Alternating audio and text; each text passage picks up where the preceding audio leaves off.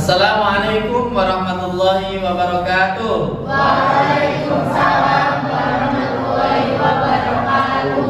Bagaimana kabar kalian hari ini? Alhamdulillah, luar biasa. Allahu Akbar. Yes. Alhamdulillah. Sehat semua ya? Sehat. Mudah-mudahan selalu sehat. Baik anak-anak sekalian,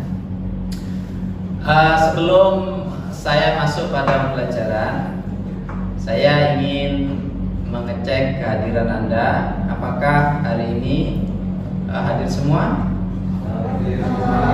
Coba, Audino, ada yang nggak hadir? Oh, Sima. Ada keterangan? Izin. Baik, berarti Sima saja ya yang nggak datang ya? Alhamdulillah.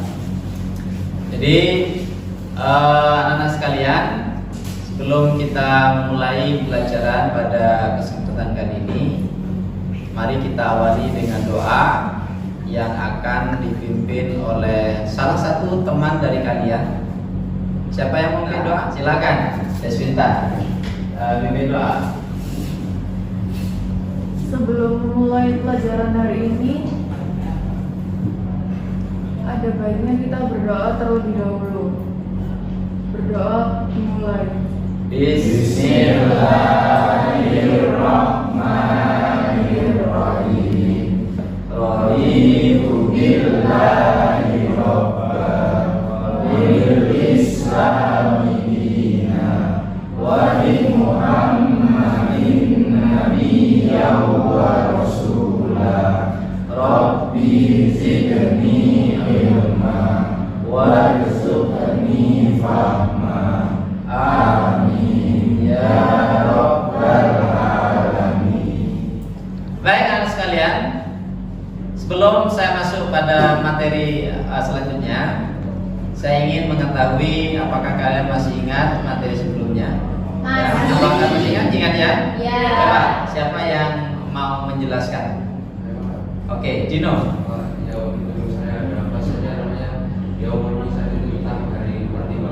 Oke, Yaumul Mizan. Ada lagi? Ada dua jenis kiamat, Pak. Kiamat kubro sama kiamat. Kiamat kubro dan kiamat suro. Luar biasa, aplaus untuk kita semua. Ternyata kalian masih ingat ya materi sebelumnya, yaitu tentang iman kepada hari akhir. Dan pada kesempatan kali ini kita akan belajar materi baru ya, yaitu tentang strategi dakwah dan perkembangan Islam di Indonesia. Nah, apa tujuan pelajaran kita? Coba diamati tujuan pelajaran kita adalah yang pertama, melalui literasi siswa dapat meyakini kebenaran dakwah berdasarkan syariat Islam dalam memajukan perkembangan Islam Indonesia dengan benar, yakin ya. Kemudian yang kedua, melalui literasi siswa mampu menampilkan sikap moderat ya dalam berdakwah dan mengembangkan ajaran Islam dengan benar. Yang ketiga, melalui tayangan video, siswa dapat menganalisis strategi dakwah dan perkembangan Islam di Indonesia dengan gamblang.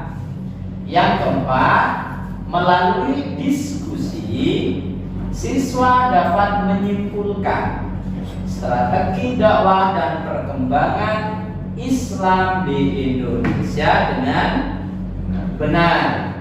Yang terakhir, melalui diskusi, siswa mampu mendemonstrasikan strategi dakwah dan perkembangan Islam di Indonesia dengan baik. Ini adalah tujuan pembelajaran kita hari ini. Ada pertanyaan? Ada. Baik anak sekalian, selanjutnya kalian akan saya bagi menjadi 3 kelompok ya. Nanti tugasnya yang pertama mengamati video yang akan saya putar di depan. Kemudian Anda akan saya beri LKPD ya. lembar kerja apa peserta didik. Di situ Anda kemudian menganalisis, mengumpulkan data, menyusun menjadi satu kesatuan, dan kemudian Anda presentasikan masing-masing kelompok. Oke ya, bisa dipahami ya? Oke. Baik anak, sekarang kalian silakan berkumpul sesuai dengan kelompoknya masing-masing. Masih tahu kan kelompoknya? Silakan membentuk formasi sesuai dengan kelompok masing-masing ya. Oke. Kelompok dua kan? Kelompok tiga silakan.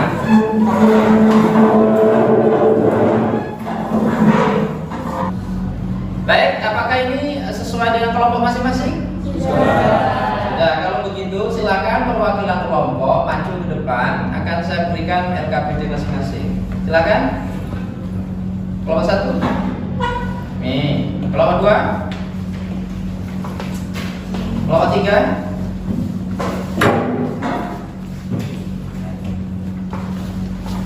Baik, sebelum Anda mengerjakan LKPD ya, silakan Anda amati video di depan ini.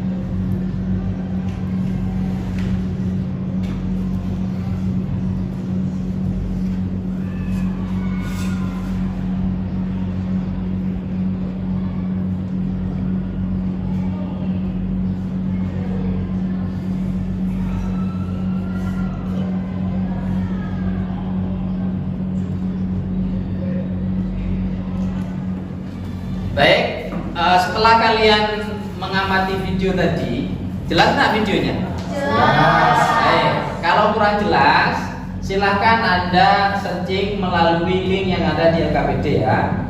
Nah, punya paket data nggak? Punya. Nah, alhamdulillah luar biasa.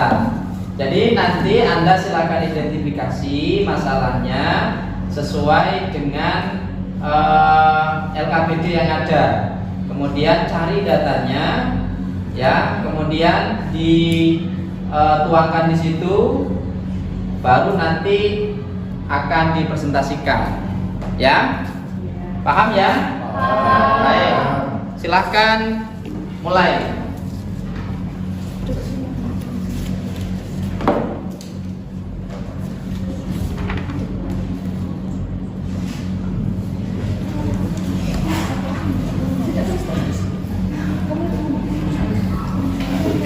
Layak nulis siapa?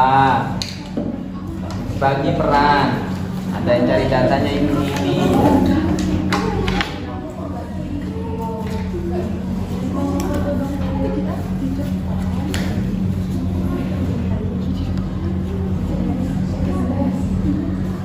Oke. Ayo, di situ kan ada apa linknya? Dicari ya. Anda boleh searching ya di di Google terkait dengan perkembangan Islam melalui kalian cari Februari dan Februari. Oke, saya beri waktu 30 menit cukup ya? Cukup ya? Baik, cukup 30 menit.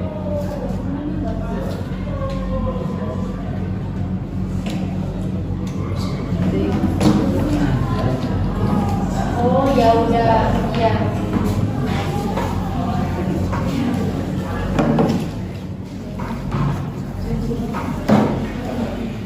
Baik, itu di salin di situ disusun ya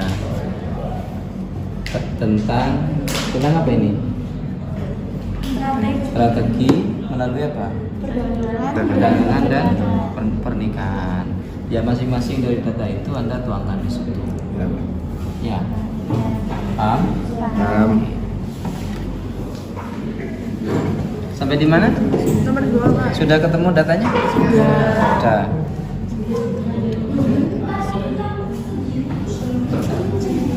Baik, bagi-bagi peran ya. Bagus. Lanjutkan.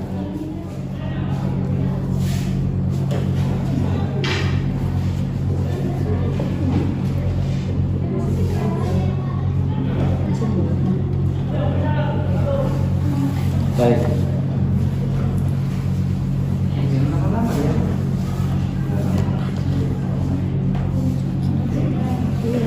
Nggak bisa tak?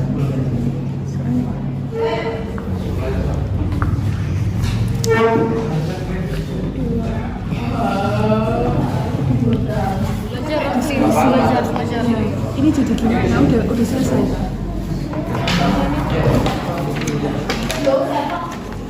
Baik, ini kelompok ini sudah selesai? Sudah. Baik, kalau sudah selesai nanti kan presentasi. Ya. Silakan Anda menunjuk satu jubirnya untuk mempresentasikan hasilnya. Ya. Sudah? Sudah. Oke, sip, keren. Lanjutkan. Ini sudah selesai? Kesimpulan. Masih kesimpulan. Oke, nanti kalau sudah selesai menunjuk satu sebagai jubirnya siapa yang mau. Sudah? Siap?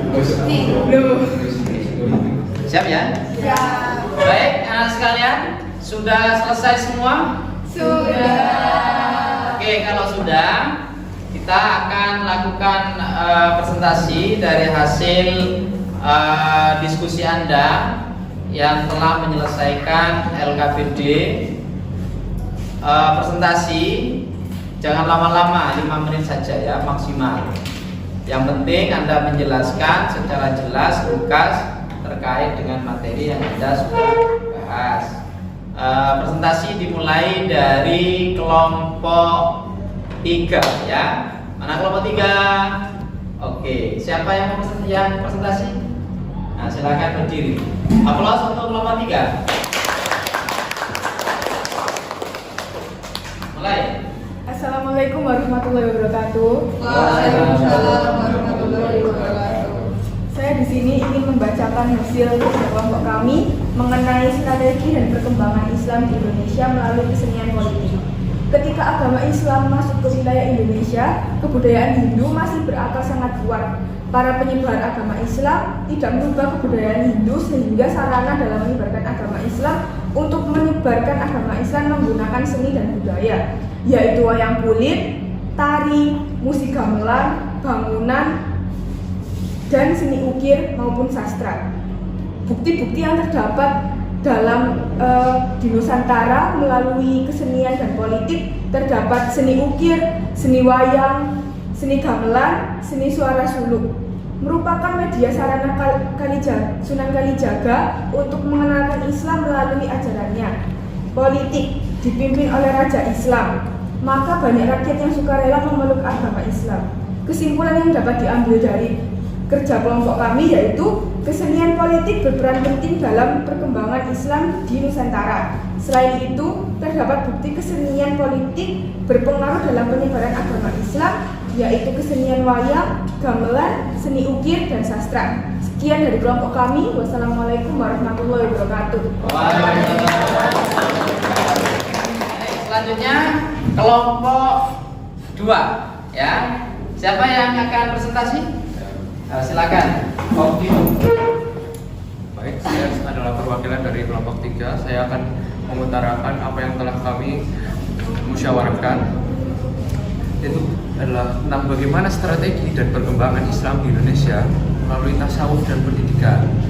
Cara penyebaran Islam melalui tasawuf pertama adalah pendidikan para sufi, menyebarkan ajaran Islam dan mengajarkan masyarakat tentang aturan-aturan dan syariat Islam. Salah satunya dalam bentuk pondok pesantren, ponpes. Melalui pesantren ini banyak dilahirkan santri-santri yang kemudian juga menyebarkan agama Islam di seluruh Nusantara. Selain pondok pesantren, masjid atau musola adalah termasuk strategi dakwah penyebaran Islam di Nusantara. Bukti adanya penyebaran ini adalah masifnya pesantrennya, banyaknya masjid, pondok pesantren, musola. Kesimpulan yang kami ubah adalah tasawuf menjadi sangat penting karena menjadi fondasi struktur dasar pendidikan dalam upaya untuk meraih kebahagiaan dunia dan alam kubur. Terima kasih. Setelah presentasi dilakukan tadi, saya ingin memberikan penguatan terkait materi strategi dan perkembangan dakwah Islam di Indonesia. Ya. Tadi saya mengamati dan mendengarkan bahwa setidaknya ada 6 strategi ya. Yang pertama adalah perdagangan dan pernikahan. Yang kedua adalah melalui pendidikan dan tasawuf. Yang ketiga melalui jalur seni dan politik ya. Coba kita amati. Ini perdagangan. Jadi dulu sebelum Islam datang, sebenarnya jalur yang utama itu adalah perdagangan terlebih dahulu. Kenapa? Karena orang yang datang ke Indonesia itu singgah di Indonesia itu disinyalir itu mereka semuanya adalah saudagar. Ya. Jadi saudagar. Jadi proses Islamisasi menggunakan perdagangan pada tahap awal ya, ditandai dengan adanya kesibukan lalu lintas perdagangan pada abad ke-7 ya, hingga abad ke-16 Masehi. Lah, siapa yang melakukan aktivitas perdagangan? Aktivitas perdagangan ini dilakukan oleh bangsa-bangsa Arab, Persia, India, dan Cina ya. Nah, maka kemudian mereka singgah di Sumatera, ya, di Sumatera. Disitulah kemudian ketika mereka berdagang dan singgah di Sumatera, dulu kan masih belum ada pesawat, menggunakan kapal laut, gitu ya, dan itu pun nggak pakai mesin, pakai layar, ya, tergantung arah angin, ya. Maka singgah di Sumatera. Kemudian ini petanya, posisi Indonesia di sini ya. Posisi Indonesia di sini. Ini Sumatera di sini letaknya. Jadi dari Arab ya, Persia, India, kemudian singgahnya di sini, baru ke Cina. Ya. Jadi persinggahan Indonesia itu.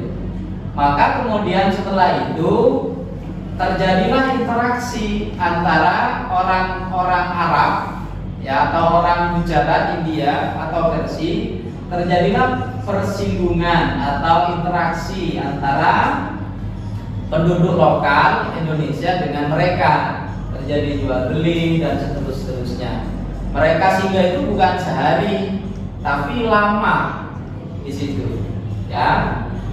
Mengingat Indonesia itu kan terkenal dengan rempah-rempahnya ya, maka kemudian dengan interaksi itu terjadilah komunitas. Ada yang kemudian disebut dengan kampung Arab. Sampai sekarang kan ada itu kampung Arab ya. Itu sebenarnya bukti bahwa Islam datang ke Indonesia itu melalui salah satunya jalur perdagangan. Kemudian yang kedua adalah melalui jalur pernikahan, ya. Ini pernikahan. Pernikahan itu terjadi bisa saja antara pedagang dengan penduduk pribumi. Kenapa? Karena saudagar itu secara strata sosialnya itu lebih tinggi karena mereka punya punya harta, ya. Maka kemudian banyak penduduk pribumi yang dinikahi oleh orang-orang Arab, ya, atau orang India, Gujarat dan seterusnya. Jadi ini selanjutnya adalah pendidikan Islam. Jadi jalur pendidikan diantaranya melalui pesantren. Kalau Anda belajar tentang sepak terjang Wali Songo seumpama, di mana Sunan Ampel, Sunan Giri, Sunan Bonang, semuanya itu menjadikan pendidikan sebagai strategi berdakwah, ya. Oke. Selanjutnya adalah yang nomor 4 melalui jalur tasawuf, ya. Tasawuf itu bagian dari keilmuan di dalam Islam yang lebih menitikberatkan pada pembersihan jiwa, ya, mendekatkan diri kepada Allah Subhanahu wa taala. Dan selanjutnya tokohnya banyak sekali, ya. Selanjutnya adalah kesenian. Ini yang sangat menarik di antara strategi-strategi yang lain. Kenapa menarik? Karena para pendakwah Islam itu ternyata cerdas menggunakan bagaimana menyebarkan agama Islam di Indonesia, tidak melalui jalur peperangan, tetapi melalui jalur seni. Contoh sama wayang, ya. Jadi ketika pendakwah itu datang ke Indonesia, bagaimana cara menarik orang agar masuk Islam itu tidak dengan pedang, tetapi dengan instrumen, dengan media seni yang menjadi bagian dari mereka. Jadi pewayangan, tapi kontennya saja yang diganti, ya, kontennya yang diganti. Kalau awalnya itu kontennya itu berkaitan dengan dewa-dewa sesuai dengan keyakinan nenek leluhur bangsa Indonesia, tapi ketika pendakwah Islam datang ke Indonesia, termasuk diantaranya adalah Sunan Kalijaga, itu wayang tetap dimainkan, cuman kontennya diganti dengan yang bernafas Islam, ya. Mereka tidak dibayar, mereka tidak bekerja untuk itu, tetapi orang yang ingin menikmati seni perwayangan itu cukup membaca kalimat syahadat. Jadi kalau dulu perwayangan itu termasuk sesuatu yang mahal, orang mau lihat, mau menikmati wayang itu harus bayar. Tetapi strategi dari Sunan Kalijaga itu keren. Jadi dia memainkan wayang dan tidak berbayar, cukup dengan membaca kalimat syahadat. Itu strategi sehingga orang-orang berbondong-bondong masuk Islam, ya. Selanjutnya adalah yang ke-6 melalui jalur politik. Ya, ini juga penting. Kenapa? Karena kecenderungan ketika seorang raja atau penguasa itu masuk Islam, maka rakyatnya yang ada di bawah kekuasaannya itu akan memeluk agama yang dianut oleh rajanya.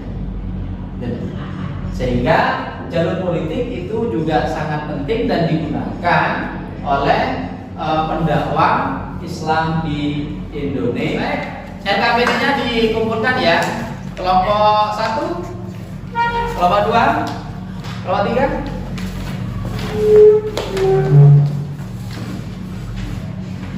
Oke. Baik, setelah kita melakukan pembelajaran, saya ingin mengetahui apakah kalian sudah betul-betul memahami terkait dengan materi perkembangan, strategi dan perkembangan dakwah Islam Indonesia. Oleh karenanya, saya ingin memberikan soal untuk Anda kerjakan. nanti akan diketahui siapa-siapa yang sudah kompeten menguasai materi dan siapa yang belum. Ya, kalau berkompeten berarti langsung akan melanjutkan materi berikutnya. Kalau yang belum nanti ada remedi. Baik. Ya, ini ya soalnya ya. Nah, ini soalnya dibagi rata. Ini bagi ya. Baik. Itu dikerjakan, soalnya hanya 5. Saya beri waktu 5 menit. Selesai ya? Selesai. Baik. 1, 2, 3. Silakan dikerjakan.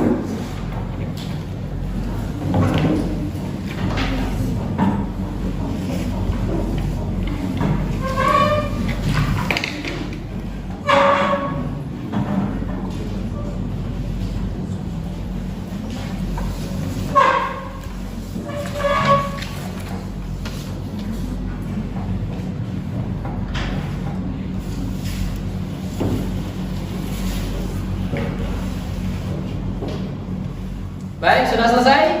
Sudah. Alhamdulillah. Sekarang dikumpulkan ya. Oke. Kasih. Ini semuanya ini? Oke, berapa lembar? 3 ya. Semuanya? Oke. Nanti akan saya koreksi siapa-siapa yang sudah kompeten dan siapa yang belum ya. Baik. Baik.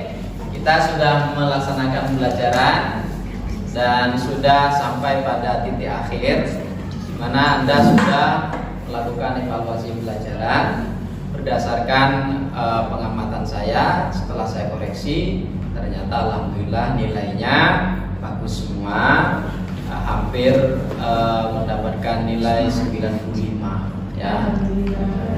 Ya. Oleh karenanya anak sekalian, pada pertemuan selanjutnya Anda akan belajar tentang ilmu waris ya, ilmu waris ya. Oleh karenanya mari kita akhiri pembelajaran kita pada kesempatan kali ini dengan berdoa kepada Allah Subhanahu wa taala. Mudah-mudahan sehat, ilmu yang kita pelajari bermanfaat. Mari kita membaca doa kafaratul majlis. Bismillahirrahmanirrahim. Subhanakallahumma wa bihamdika asyhadu an la ilaha illa anta astaghfiruka wa atubu ilaik. Baik, terima kasih. Kurang lebihnya saya mohon maaf. Assalamualaikum warahmatullahi wabarakatuh. Waalaikumsalam warahmatullahi wabarakatuh.